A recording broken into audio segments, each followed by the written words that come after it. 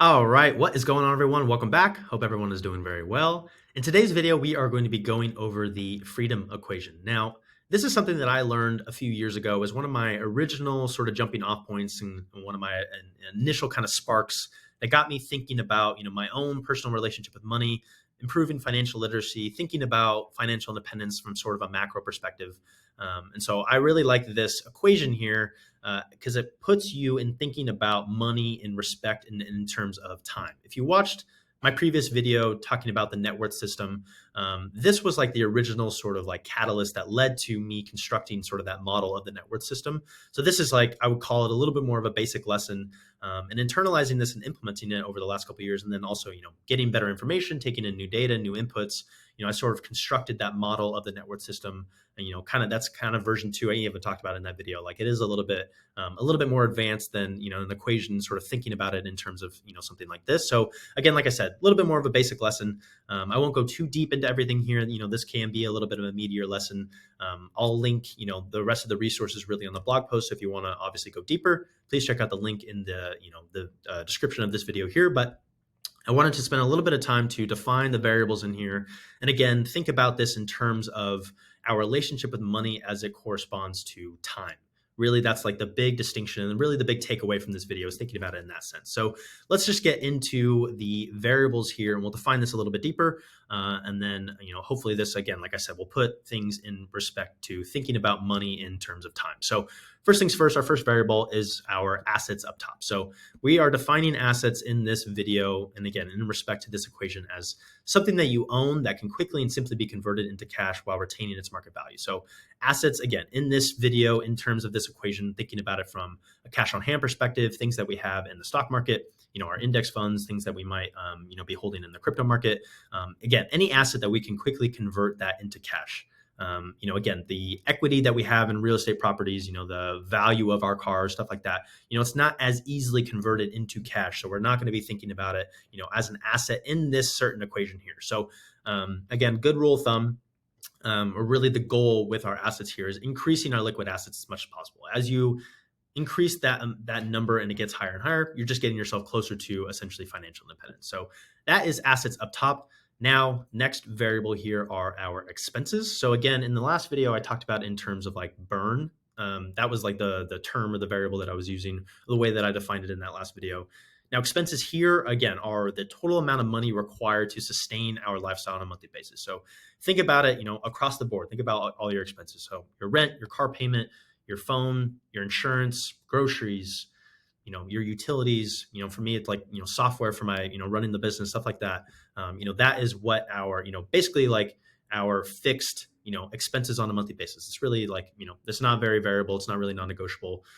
In an expenses, kind of mindset, like I think I don't want to say, I don't want to use the term saving, but you really want to reduce and sort of cap and control your expenses as much as possible, because again, another big distinction or big takeaway is increasing the ratio between how much money you're earning and how much money is sort of burning and leaving the door.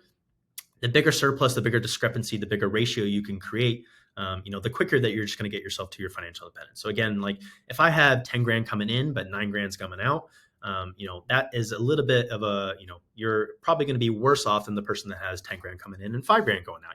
You're creating that surplus, you're creating that ratio, your ratio is just bigger and bigger. So again, thinking about it in that terms is very valuable. But again, I come from the place that is my belief. It's a belief that has served me well. I come from a place of, I like to define my ideal lifestyle, like what that monthly expenses would look like, from a place of like, I want to live in a place like this. I want to drive a car that looks like this. I want to be able to afford the food, that sustains my lifestyle, all that good stuff. Like I put it out on paper, and then I sort of work backwards of, okay, how much income do I need to earn to sustain that lifestyle? And how much of a surplus do I need to be investing in order to, again, get me closer and closer to financial independence? So I don't want to necessarily take away from a life that, affords me the food that I want to eat, all that good stuff. Again, like you can reduce your expenses as much as possible, but you get to a point where you're like, okay, I need to increase my income essentially. And so I think it's two different mindsets, because thinking about, I need to save my way to wealth, or I need to be intentional and actively making my money essentially work for me and multiplying it and compounding it. I just think it's really two different mindsets, which leads to just different actions, which leads to different outcomes. So again, it starts with sort of like your perspective and the way that you think about it. Again, I'm starting to rant here. I don't want to I don't want to get too deep or take this video to be too long, but so that is our assets. That's our expenses. Now our passive income. Again, this is income that isn't correlated to our time input at all. And by a byproduct of that is that it does not require a certain physical location, right? So we talk about passive income from a perspective of like dividends from index funds. Again, in this video, in terms of this equation, that's how we're defining it. So cash flow from rental properties. Income that you might be earning from investing in with a hedge fund.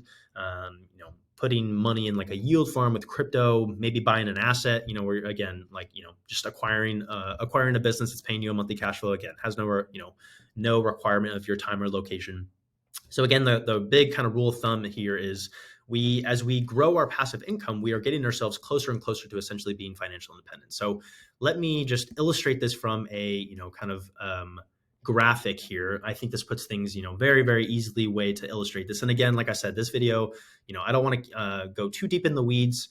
I'll put like the rest of this resources. And if you want to go deeper into this lesson, please, check out the link again in the blog post or in the description, go ahead and head to the blog post. But the illustration here, the best way to put about this. So think about, first example here. So let's say I have $6,000 as far as my assets. Let's just say this is my cash on hand. Like I got $6,000 cash on hand. And $2,000 on a monthly basis are what my expenses are. I'm not making any passive income right now. So again, 6 divided by 2, very, very simple. It gets you basically 3 months into the future. If I had no money coming in, on a monthly basis, I basically can buy myself 3 months into the future. Second example here, again, $6,000 as far as our assets, still $2,000 in our expenses. And now I'm making $1,000 a month in my passive income. That $1,000, again, I'm not talking about like the specific passive income vehicle in this video. I'm just thinking about this in terms of like an equation, defining the variables, and just an illustration, very, very simple example. As that $1,000 of my passive income is coming in, now essentially I just doubled the amount of time I can buy myself into the future. Again, thinking about it, like I have no active income coming in on a monthly basis. If I, again, I got $6,000 cash on hand, $2,000 a monthly expenses, and I have $1,000 coming in from my passive income. Again, I can buy myself 6 months into the future. Now, again, last example, again, very, very simple, $6,000 up top as far as my assets.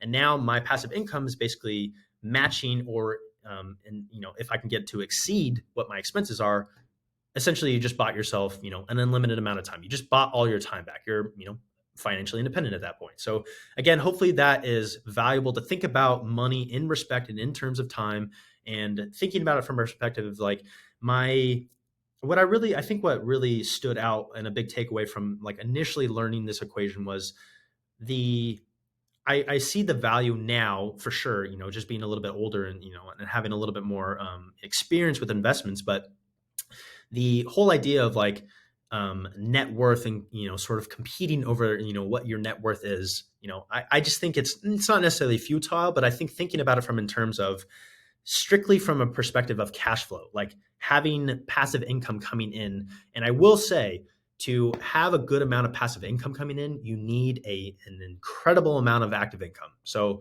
I think a lot of people put, so much valuable or so much emphasis on passive income, which is great.